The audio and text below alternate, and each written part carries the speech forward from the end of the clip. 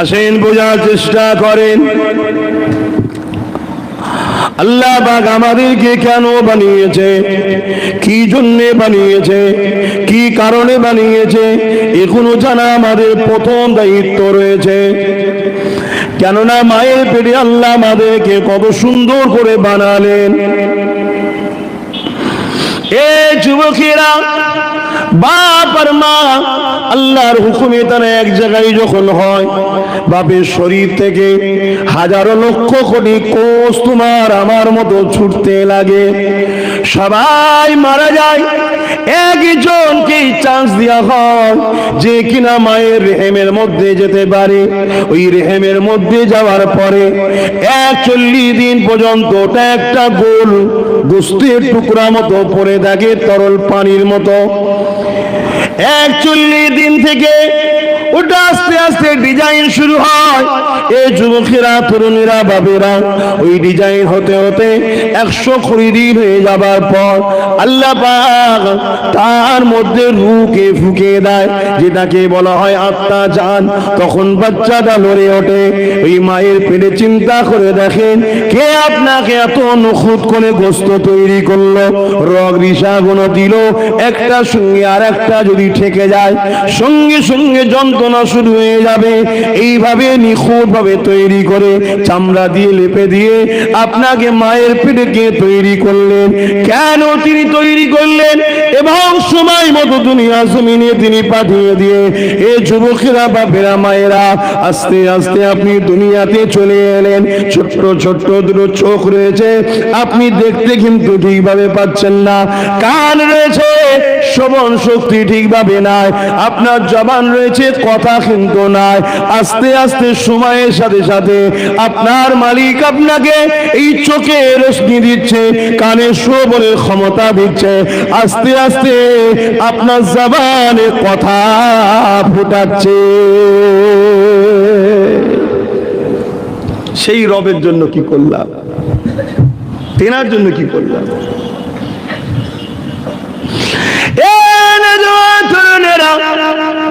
বিছানাতে শুয়ে দেখতাম, সামান্য পাতলা কাপড় যদি মুখের উপরে পড়ে যেত, সরাবার পর্যন্ত ক্ষমতা ছিল না। এতটাই দুর্বল আমি দুনিয়ায় এসেছি। কিন্তু আস্তে আস্তে পায়ে ক্ষমতা কে দেয়, হাতে ক্ষমতা কোথা থেকে আসে? তুমি আমি হামাগুড়ি দিতে শুরু করলাম, পা নাড়াতে শুরু করলাম, জিনিসকে ধরতে শুরু করলাম, আস্তে আস্তে দাঁড়াতে শুরু করলাম, আস্তে আস্তে হাঁটতে শুরু করলাম। জবানে তোমার কথা ছিল না, কথা বলতে শুরু করলাম। মুখের মধ্যে তা ছিল না, আস্তে আস্তে তা তোমায় কে দিয়ে দিল? এ যুবকেরা, তরুণেরা, বাপেরা, সেই মালিক তিনি যিনি লিল্লাহি মা ফিস সামাওয়াতি ওয়া মা ফিল আরদ, জমিন আসমানের একমাত্র মালিক তিনি হলেন আল্লাহ পাক।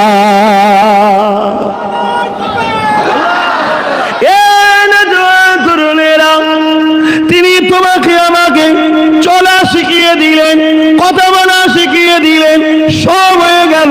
আস্তে আস্তে তুমি আমি জন হতে লেগেছে। এই জন হওয়ার পরে অটোমেটিক তোমার আমার শরীরের মধ্যে একটা যৌবন ক্ষমতা আসছে, একটা আলাদা অনুভূতি আসছে।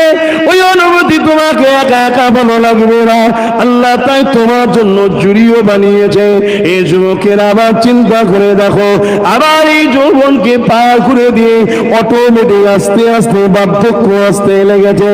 কে এই সিস্টেম গুলো তৈরি করে? তিনি অন্য কেউ নয়, তিনি তোমার আমার আল্লাহ। তিনি তোমাকে আমাকে দুনিয়ায় পাঠিয়েছে কেন, এটাই জানতে হবে। সেই পাঠাবার কারণটা হলো ইল্লা লিয়াবুদু, আল্লাহ পাকের দাসত্ব করার জন্য। আল্লাহ দাসত্বটা কি? এ যুবকেরা, নবী আমার জানিয়ে দিলে আল্লাহ দাসত্বটা কি আল্লাহ নিজে কোরআনে জানিয়ে দিলে, মা তাকুমুর রাসূল ফাখুযুহু ওয়া মা নাহাকুম আনহু ফান্তাহু। রাসূলের আদেশকে মেনে নাও, নবীর নিষেধকে ছেড়ে দাও। আমাদের জিন্দেগির লক্ষ্য হবে নবীর আদেশ মানা, নবীর নিষেধ ছাড়া।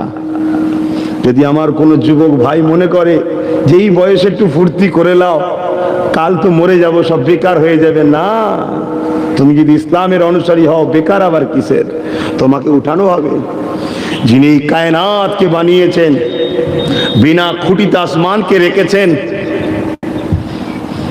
আজ তো বিজ্ঞান বলছে হ্যাঁ বিনা খুঁটিতে আসে। আমি বিজ্ঞানের কথা তোমাকে শোনাতে এসিনি। বিজ্ঞান যখন ছিল না, যিনি বলেছেন তিনার কথা শোনাচ্ছি। আজ বিজ্ঞান বলছে পৃথিবী পানির উপরে ভেসে আছে। আরে আমার রসুল 1500 বছর আগে বলেছে পৃথিবী পানির উপরে ভেসে আছে এবং একটা প্লেটের উপরে রয়েছে। বিজ্ঞান অলরেডি বলছে সে প্লেট বড় চিরও ধরেছে। আর রসুলও বলে গেছেন যা ভবিষ্যৎবাণী, সেই ভবিষ্যৎবাণী অনুযায়ী পৃথিবীও ধ্বংসের দিকে যাচ্ছে, আর বেশি দিন নাই। রসুল 1500 বছর আগে বলেছে পানির উপরে কোনো জিনিস থাকলে টলমল করে, ঠিক না? টলমল করে। যত বড়ই জাহাজ হোক না কেন টলমল করে। এই পৃথিবী পানির উপরে টলমল করছিল। এই আল্লাহ বিশাল পাহাড়গুলোকে পেরেক হিসাবে ব্যবহার করে সেটে দিয়েছে, আর টলমল করে না। কেন? তাতে আমাদের কারবার করতে সুবিধা হয়, চাষ করতে সুবিধা হয়, চলতে সুবিধা হয়, সংসার করতে সুবিধা হয়, ঘর বাড়িগুলো থাকে। টলমল করলে সব তো ভেঙে যেত। আল্লাহ কত সুন্দর আমাদেরকে করে দিয়েছে। এগুলো তুমি শিখবে কোথায়? অন্য জায়গায় শিখতে গেলে 25-30 বছর পর পাবে। আর আমার ঘরের মাদ্রাসার 8 ক্লাস 9 ক্লাসের বাচ্চাগুলো সব শিখে যায়। জোরে বলুন সুবহানাল্লাহ।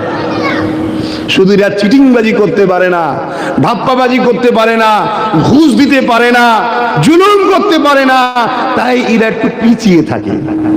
কেন? এখন দুনিয়া অন্য গতিতে চলছে না। এ দুনিয়ায় ভালোর আর ভাত নেই এখন, তাই এরা একটু পিছিয়ে থাকে। আর না হয় আমার নবীর সময়ে সাহাবারাই ছিলেন তো পৃথিবীর বুকে বড় বড় ডাক্তার, বড় বড় সায়েন্টিস্ট, তারাই তো সব করেছে। কথা বুঝে আসছে? তাদের জিনিসগুলোকে নিয়ে এরা নতুন করে লেভেল লাগিয়ে দিচ্ছে এখন। আর আমরা বলি দেখেছ অমুক ইঞ্জিনিয়ার সাহেব এই করেছে, অমুক ইঞ্জিনিয়ার সাহেব এই করেছে। দৌড় বোকা কোথাকারে, তার আগে তৈরি হয়ে গেছে, সেইগুলো আমরা পড়িনি, জানিনি, তার উপরে এরা শুধু লেভেল লাগিয়ে দিয়েছে, অরিজিনাল লেভেলটা তুলে নিয়ে। এজন্য তোমাদেরকে এরা ওই ঝোড়ার মধ্যেই রাখতে চাই, শিক্ষা দিতে চাই না। শিক্ষা দিলেই সমস্যা আছে, জেনে যাবে।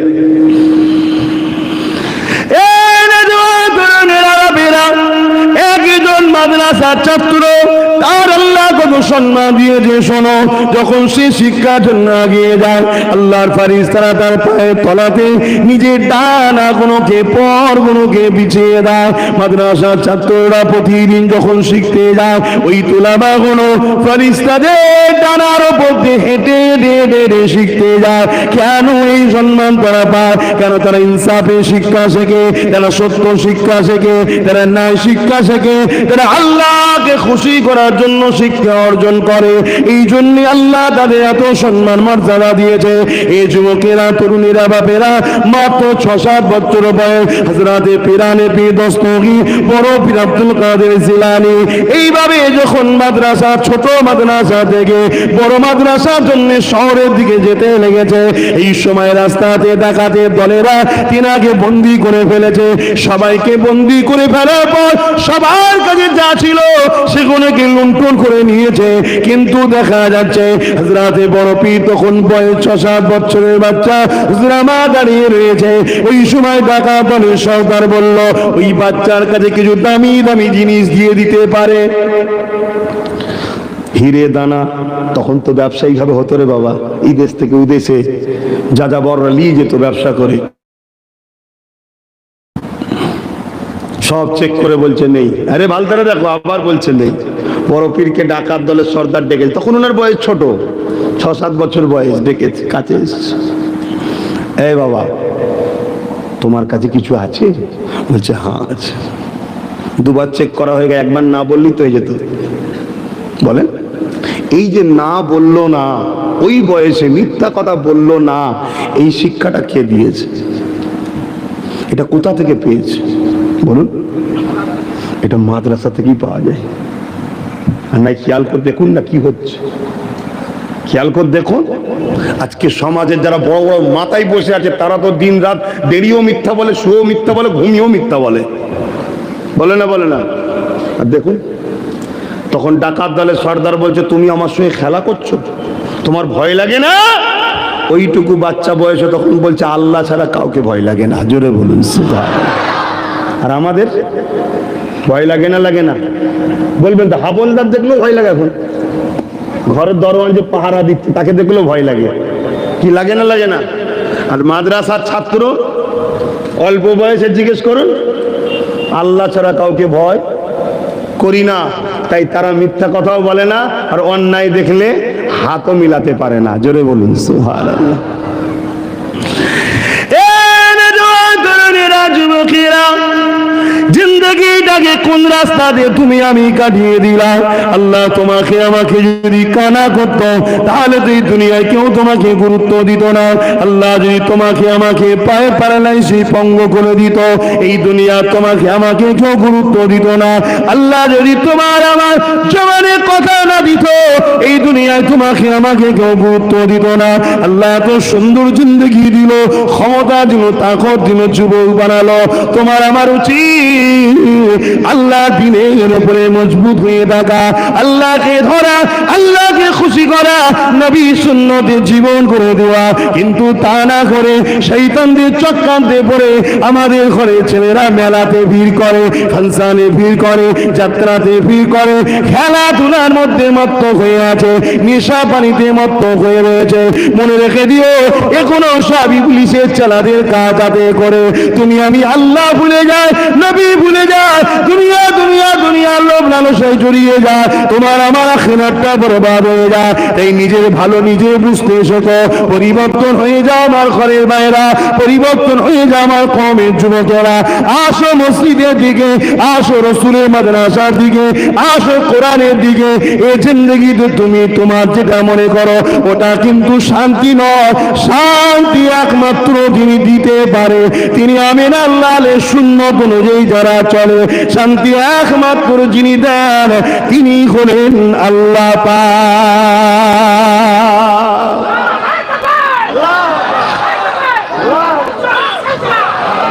আমাদের ঘরের যুবকরাও আজকাল বোঝে না যে মাহফিলে বসতে হয়। এই শিক্ষাটাও আমাদের ভাইদের মধ্যে কালচার চলে যাচ্ছে। এটা প্ল্যান। আমাদের ভাইদেরকে খারাপ করার একটা পরিকল্পনা এটা। কিন্তু দুঃখের বিষয়, আমি আমার ভাইদের ভালোর জন্য ডাকবো, কিন্তু আমার ভাইগুলোকে এত গভীর কাদাতে পুঁতে দিয়েছে, শুধু কল্লাটুকু বেরিয়ে আছে, ওই কল্লা বার করেই গাল দেবে আমাদের ভাই যে তোমায় বেশি জ্ঞান দিতে হবে না, আমি খুব ভালো বুঝি। দুঃখ। আসো আমার সোনার ভাইরা, তোমার ধর্ম, তোমার কালচার, তোমার রীতি, তোমার নীতি, তোমার স্টাইল, তোমার জীবন যাপন, তোমার চলাফেরা, তোমার উঠা বসা 8-10 জনের মতো নয়। পৃথিবী তোমাকে দেখে স্যালুট করে। আজও তোমাকে দেখে স্যালুট করছে না তো কি হয়েছে? তোমার ধর্মেরই অনুসারী খাজা মঈনুদ্দিন আজমিরিকে নেতা হোক আর মন্ত্রী হোক, আম হোক আর সাধারণ হোক, পীর সাহেব হোক আর মুসলমান হোক, হিন্দু হোক আর খ্রিস্টান হোক, যে কোনো ধর্মের মানুষ দেখো গরিবের নওয়াজকে আজও স্যালুট করছে, তার কাছে যাচ্ছে। জোরে বলুন সুবহানাল্লাহ। কেন? তিনি ইনসাফওয়ালা মানুষ, ন্যায় পরায়ণের মানুষ, সত্যবাদী মানুষ, মানবতা প্রেমিক মানুষ, তিনি আল্লাহ ও রাসূলের প্রেমিক মানুষ, তিনি একজন নবী সুন্নাত মাদ্রাসাতে জীবন গড়া মানুষ। জোরে বলুন সুবহানাল্লাহ। আসো আমার ভাইরা, স্টাইলকে চেঞ্জ করো, স্টাইল চেঞ্জ করো। ইসলাম যে খাদ্যগুলোকে হারাম করেছে, ওই খাদ্যগুলো যদি আমাদের শরীরের জন্য উপকার হতো, হারাম হতো না। ইসলাম যে খাদ্যগুলো আমাদের জন্য হারাম করেছে, যদি এটা আমাদের শরীরের জন্য হারাম উপকার হতো, ইসলাম হারাম করতো না। 1500 বছর আগে নবী শুকরকে হারাম করে দিয়ে গেছে, যে শুকর হারাম। আমরা প্রত্যেকটা নবী মান্যওয়ালা এক কথাই আমাদের কাছে হারাম। কিন্তু মনে রেখে দিও, তুমি আমি ইসলামকে নিয়ে জানা রিসার্চ করি, ইসলামকে বদনাম করার সোর্সে কোটি কোটি টাকা খরচ করে একদল মানুষ কিন্তু রিসার্চ করছে। পৃথিবীর বিখ্যাত হার্টের এক ডাক্তার, তিনি এইটাকে রিসার্চ করছিলেন। 30 বছর ধরে রিসার্চ করেছে যে মুহাম্মদ রাসূল শুকরকে হারাম করলো কেন। 30 বছর ধরে রিসার্চ করে সে যা রেজাল্ট পেয়েছে, সেই রেজাল্টই তার জন্য যথেষ্ট। কলেমা পড়ে মুহাম্মদ রাসূলের প্রেমিক হয়ে গেছে। জোরে বলুন সুবহানাল্লাহ। আল্লাহু আলাম, আর হয়তো কিছু রহস্য আছে, কিন্তু তার এই সামান্যটুকু জ্ঞানে সে ফিদা। কি? শুকরের মধ্যে এত হাই প্রোটিন ও ফ্যাট আছে যে ফ্যাটটা মানুষের উপকারে লাগে না, ক্ষতি করে, যেটা ডাইরেক্ট যে হার্টে অ্যাটাক করে। যেসব দেশে শুকর প্রচলন আছে, বাচ্চা জন্মগ্রহণ করছে হার্টের রোগ নিয়ে। তাহলে ইসলাম কত উন্নত, বুঝতে পারছো? আর পৃথিবীর বুকে শুকর ছাড়া প্রত্যেকটা জীবজন্তু জোড়া জোড়া আছে, নারী পুরুষ সবাই যখন এক জায়গায় হয়, অপরজন বাধা দেয়। খুব ভালো করে বুঝবেন, বেশি খুলে বলতে পারবো না। ওপেন যদি এক জায়গায় হয়, অপরজন বাধা দেয়। কিন্তু পৃথিবীর বুকে একটাই পশু আছে যার নাম শুকর। তারা যখন একে নারী পুরুষ এক জায়গায় হয়, বাকি সবাই গোল হয়ে দেখে আর আনন্দ উপভোগ করে। পৃথিবীতে যে যে পশু খায় তার খসলত তার মধ্যে ঢোকে। তাই পৃথিবীতে যে যে দেশে শুকরের প্রচলন আছে, শেষে দেশের সেক্সটাও ফ্রি হয়ে গেছে। খেয়াল করে দেখুন। আমরা হয়তো ভাবতে পারি যে তাহলে আমরা গরুর গোশত খাই। শুনুন, ইসলাম আমার রসুল গোশতের থেকে বেশি দুধকে গুরুত্ব দিয়েছে। আল্লাহ নবী দুধ খাওয়া পছন্দ করতেন। প্রতিদিন নবী 7টা করে খেজুর আর বড় বাটির দুধ পান করতেন। আমরা তো সেটা করি না, ওটা আমাদের ভুল। আমার নবী যা খেয়েছে ওই খাদ্যগুলোকে আজকে রিসার্চ করে করে বড় বড় মেডিকেল তৈরি হয়ে গেছে, বড় বড় বিল্ডিং তৈরি হয়েছে আমার নবীর খাদ্যকে রিসার্চ করার জন্য। এই যে মাশরুম বলে একটা খাবার আছে না, জানেন তো নাকি? আমার নবীর প্রিয় খাদ্য ছিল।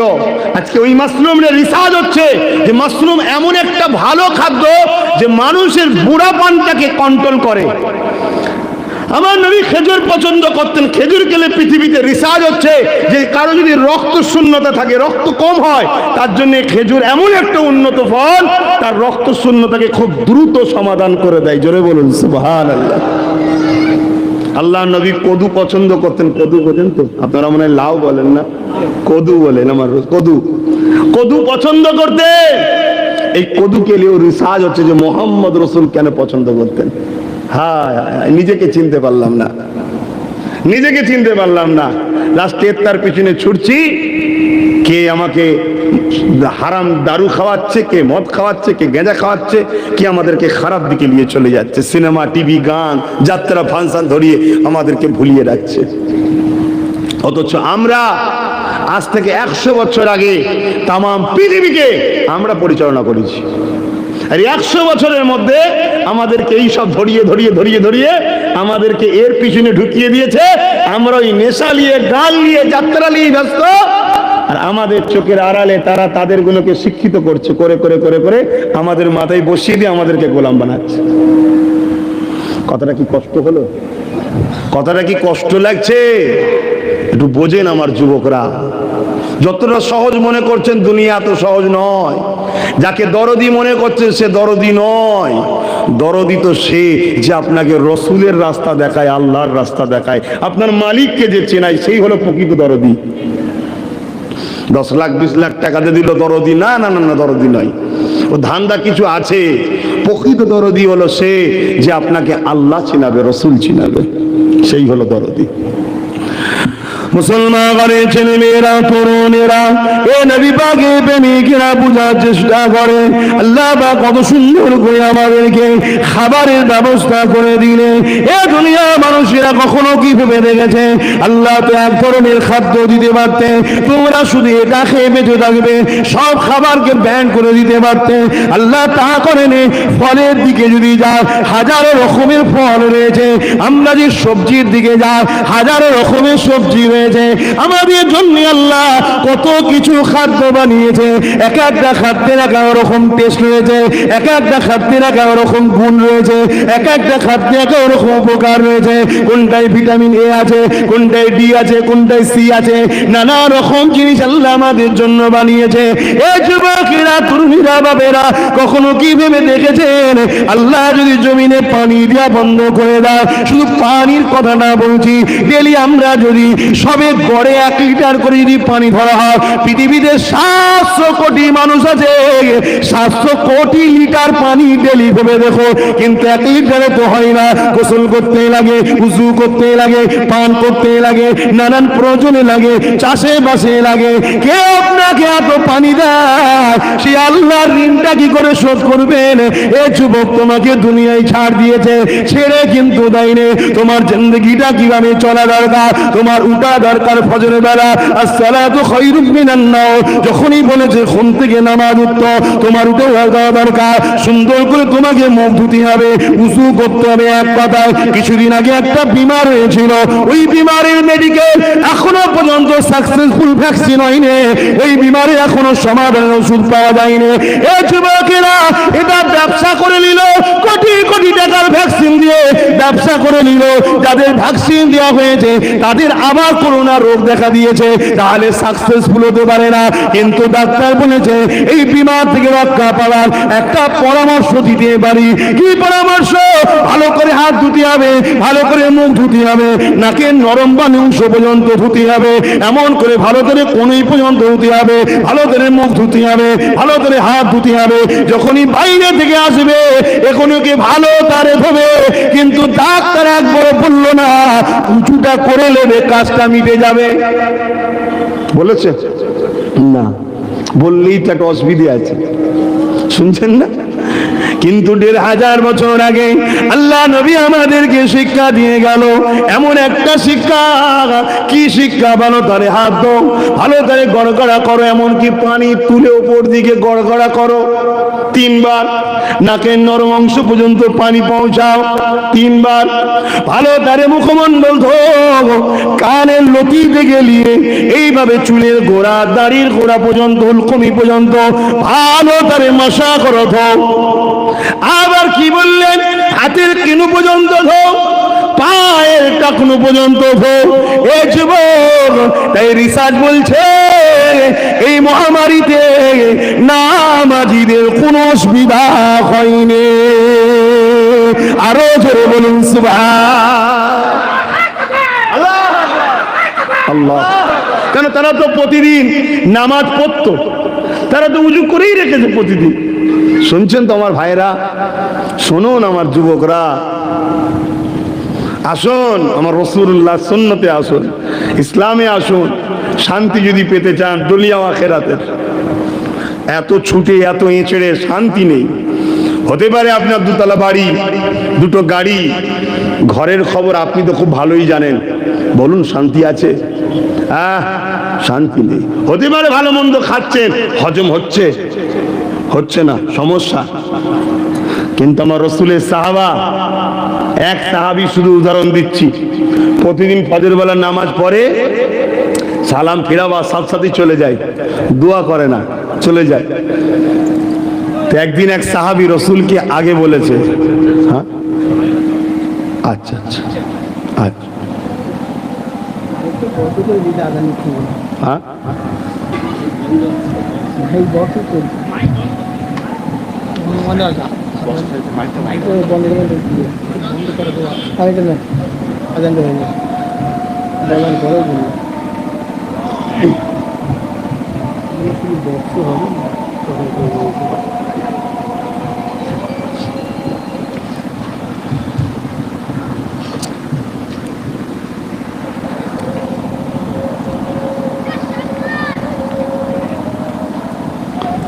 সাল্লাল্লাহু আলাইহি ওয়াসাল্লাম।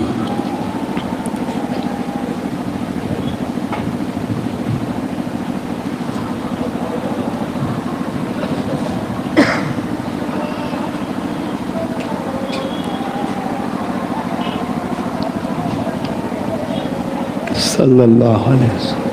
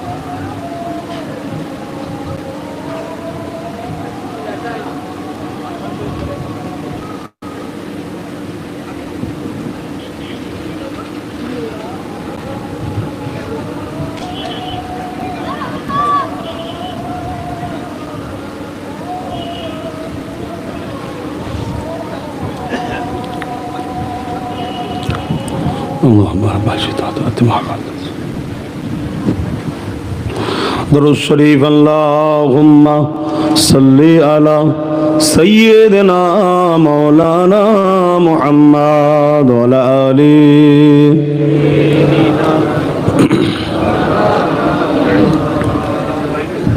আমার আব্বাজানেরা, ভাইরা, এখানে 4:30 জামাত আমরা করব, 4:30 পর্যন্ত আলোচনা হবে। এখান থেকে মসজিদটা অনেকটাই দূরে, এখানে 4:30 পর্যন্ত আলোচনা, মানে 4:30তেই জামাত হবে ইনশাল্লাহ। আমরা এখানে দোয়া বাদ জামাত এখানে আদায় করে নেব, নামাজ। তা আমি যে কথা আলোচনা করছিলাম যে জিন্দেগিটা খুব সামান্য, এর গুরুত্ব দেন, একে মূল্য দেন। আপনাকে আল্লাহ পাঠিয়েছে যে কাজ করতে, সেগুলো করুন। দুনিয়াবি শিক্ষা প্রয়োজন আছে, কিন্তু দুনিয়াবি শিক্ষাকে আপনি নিয়ন্ত্রণ করতে গেলে আপনাকে আপনার ধর্মীয় শিক্ষার গুরুত্ব দিতে হবে। না হয় আপনি একজন পুলিশ হলেন দুনিয়াবি শিক্ষা অর্জন করে, আপনার কাছে যদি প্রভুর সেই শিক্ষা না থাকে যে খবরদার কারো কাছ থেকে ঘুষ নিও না, জুলুম করো না, তাহলে কিন্তু আপনি বিরাট বড় ঘুষখোর হয়ে যাবেন। আপনাকে মানুষ দেখলে ভয় খাবে, যে আতঙ্ক হয়ে যাবে, কেন এ ঘুষ খায়। আপনি যদি দুনিয়াবি শিক্ষা নিয়ে একজন বড় উকিল হয়ে গেলেন, যদি আপনার ধর্মীয় সেই শিক্ষা না থাকে যে মিথ্যা কেসকে লড়তে নাই, লড়াও হারাম, মিথ্যাকে সহযোগিতা করাও হারাম, তাহলে আপনার মধ্যে সেই কেস যদি জ্ঞান না থাকে, তাহলে আপনি দেখা যাবে একজন অসহায় গরিব মায়ের চোখের পানির বিরুদ্ধে আপনি দাঁড়িয়ে গেলেন। কারো বাচ্চাকে হত্যা করা হয়েছে, আপনি জেনে গেছেন, তারপরও আপনি পয়সার লোভে আপনি সেই যে হত্যাকারী তার পক্ষে দাঁড়িয়ে আপনার জ্ঞান, কেন প্রমাণ লাগে, প্রমাণ লাগে, প্রমাণ আপনি এমনভাবে ঠিক করে দিলেন যাতে করে সেই প্রকৃত আসামিটা আসামি নয় প্রমাণ হয়ে গেল। আপনি মোটা অঙ্কের একটা টাকা পেয়ে গেলেন, কিন্তু সেই অসহায় মায়ের চোখের পানির বদদোয়া আপনাকে কিন্তু আল্লাহ কিয়ামতের দিনে ময়দানে মাশরে বিচারের কাঠগড়ায় দাঁড় করাবে।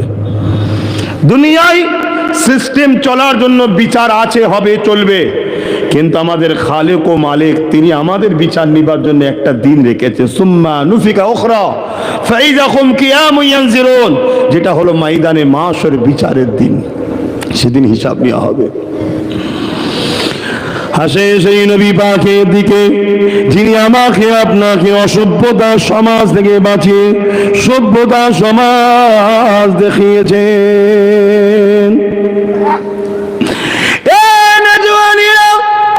ইতিহাস জানতে হবে, ইতিহাস পড়তে হবে, ইতিহাস বুঝতে হবে।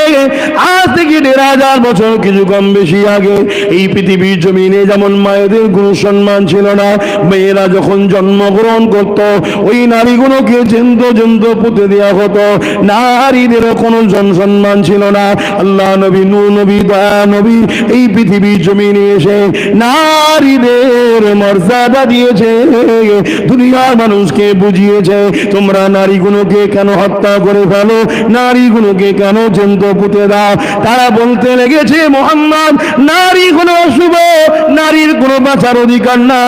আল্লাহ নবী বললেন না, যিনি পুরুষ বানিয়েছে তিনি তো কন্যা সন্তান বানিয়েছে, নারীর কি দোষ আছে, নারীর কি অপরাধ রয়েছে?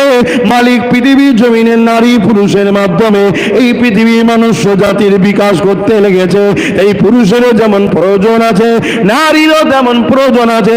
সৃষ্টিকর্তার কুদরতি নজরে নারী পুরুষ উভয়ের সম্মান কারো কম বেশি নয়, উভয় আল্লাহ দরবারে সমান মর্যাদা রাখে। এ যুবকেরা, এই যে আমরা মাকে সম্মান দিচ্ছি, এমন করে আমরা নিজের স্ত্রীদেরকে ভালোবাসি, কন্যা সন্তানের মনে ব্যথা হয় না, এটা আমার নবীর শিখানো আদর্শ। কিন্তু যেখানে নবী না সেখানে মা বৃদ্ধাশ্রমে পাওয়া যায়, যেখানে নবী না সেখানে স্ত্রীদের উপরে জুলুম হয়, যেখানে নবী না সেখানে কন্যা সন্তান হলে এমন করে রাত্রি হসপিটালে গিয়ে আলট্রাসোনোগ্রাফি করে আজকের দিনে তো হত্যা করা হতে লেগেছে। এটা মানব হত্যা করার মতো পাপ তৈরি হয়। এর জন্য পৃথিবীতে কোনো শিক্ষা প্রতিষ্ঠান তৈরি হয়নি যে একটা ভালো মানুষ তৈরি করব যে তার মাকে সম্মান দেবে। এই মায়ের ভালোবাসা, মায়ের মর্যাদা, মায়ের সম্মানটা মাদ্রাসায় দেওয়া হয়। এই যুবকেরা স্ত্রীর অধিকার দিতে হবে, এই শিক্ষাটা মাদ্রাসায় দেওয়া হয়। নারী কন্যা সন্তানের মন খারাপ করো না, কেন নবী আমার জানিয়ে দিলে যার ঘরে প্রথম কন্যা সন্তান হয় এর মানে ওই বাড়িওয়ালাকে আল্লাহ জান্নাতের সুসংবাদ দিয়ে দেয়। আরো জোরে বলুন সুবহান। এটা কোন স্কুলে শিখায় বলুন? কন্যা সন্তান হলে জান্নাতের সংবাদ পাওয়া যায়, এটা কোন স্কুলে শেখানো হয়? এটা মাদ্রাসায় শেখানো হয়। এতিমকে সাহায্য করলে নেকি হয়। আল্লাহ নবী জানিয়ে দিলেন লা ইয়ারহামুল্লাহু মান লা ইয়ারহামুন নাস, যে মানুষের উপরে দয়া করে না সে আল্লাহ পাকের দয়া পাবে না। এই শিক্ষাটা কোন জায়গায় দেওয়া হয়? এটা মাদ্রাসাতে দেওয়া হয়। গরিবকে জুলুম করো না, এটা কোথায় শিক্ষা দেওয়া হয়? এটা মাদ্রাসায় শিক্ষা দেওয়া হয়। গরিবের হক মেরে নিও না, এটা কোথায় শিক্ষা দেওয়া হয়? এটা মাদ্রাসায় শিক্ষা দেওয়া হয়। শতকরা গরিব যে করে 2.5 টাকা তুমি যাকাত দাও, এটা কোথায় শিক্ষা দেওয়া হয়? এটা মাদ্রাসায় শিক্ষা দেওয়া হয়।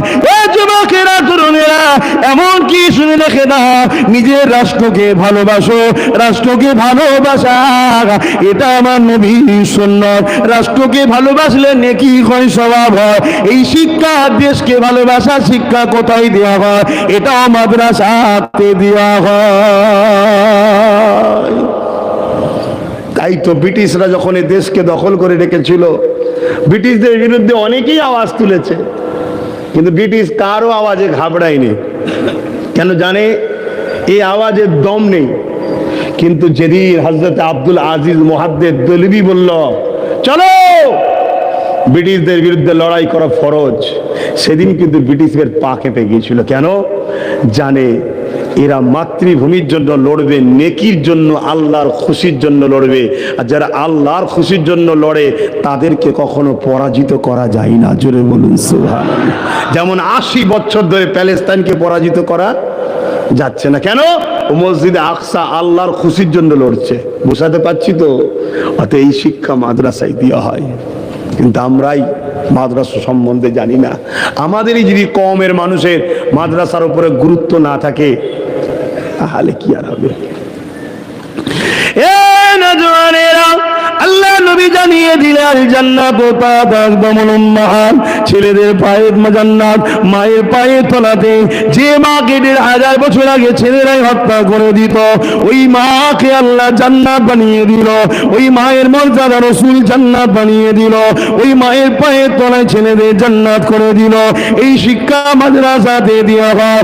এই যুবকেরা, তরুণরা, বাপেরা, এই নবী আমার জানিয়ে দিলে তোমরা কোরআনের শিক্ষা অর্জন করো, তোমরা নাই সত্য ইনসাফে শিক্ষা অর্জন করো। যেখানে মিথ্যা আশ্রয় নেওয়া হয়, ধোঁকার আশ্রয় নেওয়া হয়, ও থেকে দূরে থাকো। আমি আপনাদেরকে বলে দিয়ে যাই, আল্লাহ নবী, নূহ নবী, দয়ার নবী অনেক কষ্ট করেছে এই দিন তা নয়। এমনও দিন গেছে আল্লাহ নবী সিজদায় পড়ে গেছে, আবু জেহেল তার লগ বল নিয়ে আল্লাহ নবীর পিঠে দুর্গন্ধময় পচা দুম্বার ভুঁড়ি চাপিয়ে দিয়েছে। ওই ভারী ভুঁড়িকে নবী আমার তুলতে পারছে না। নবী আমার সিজদায় পড়ে রয়েছে, রব্বি রব্বি রব্বি করে আওয়াজ তুলতে লেগেছে। রব্বি রব্বি করে আল্লাহ পাকের সিজদায় পড়ে আছে। এ যুবকেরা, তরুণেরা, বাপেরা, আমার নবীর কলিজা টুকরি খাতুনে জান্নাত ফাতেমা জাহরা তখন ছোট্ট বাচ্চা ছিল। তিনি এসে কোন রকম ভাবে আব্বার পিঠ থেকে পচা দুম্বার ভুঁড়িটা নাবিয়ে দিবার পরে খাতুনে জান্নাত সিজদায় পড়ে গিয়ে বদদুয়া করতে লেগেছে, আল্লাহ আমার আব্বাকে যে কষ্ট দিয়েছে আপনি তাকে ধ্বংস করে দেন। আল্লাহ নবীর সঙ্গে সঙ্গে খাতুনে জান্নাতের মুখে হাত দিয়ে বলতে লাগে, বেটি বদদুয়া করো না বাবা, কেন তুমি আমার শরীরের অংশ, তোমার বদদুয়া কবুল হয়ে যাবে। আমি যে উম্মতকে বাঁচাতে চাইছি অন্যায় থেকে, এরা আমাকে চিনতে পারে না, তাই আমার উপরে জুলুম করেছে বাবা। আমি নবী একদিন মনে করি এদের ছেলে ছেলে ছেলে একদিন আমার জন্য, রসুলের জন্য, দ্বীনের জন্য, ইসলামের জন্য নিজের জান মাল সবকিছুই কুরবান করে দেবে। আরো জোরে বলুন সুবহান।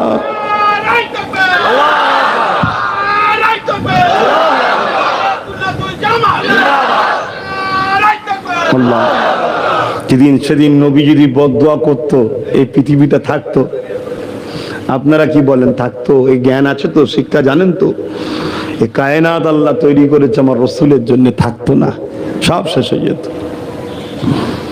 শুধু দাউদ নবীর নিষেধ অমান্য করে একটা দিন ছিল, দাউদ নবী কোরআন তেলাওয়াত করত, ওই দিন মাছ খাওয়া নিষেধ ছিল। দাউদ নবীর উম্মতেরা ওই দিনে শুধু মাছ খাওয়ার জন্য নিষেধ অমান্য করে মাছ খেয়েছিল বলে দাউদ নবী নারাজ হয়ে গেলেন। আল্লাহ তাদের সুরাতকে বাঁদরের মতো, পশুর মতো সুরাত করে দিয়েছিল তার কওমকে। তাহলে আমার নবী তো সমস্ত নবী ধ্বংস যেত, কিন্তু তবু তা করেনি কেন? ইরানে চিনতে পারেনি এদের ছেলের ছেলে একদিন তো ভালোবাসবে, এদের ছেলের ছেলে তো একদিন ধরবে। আজ আমরা কে কতটা মাদ্রাসা থেকে গুরুত্ব দিচ্ছি না দিচ্ছি জানি, ভালোবেসে একে আরো জিন্দা করবে ইনশাআল্লাহ। আরো জোরে বলুন ইনশাআল্লাহ।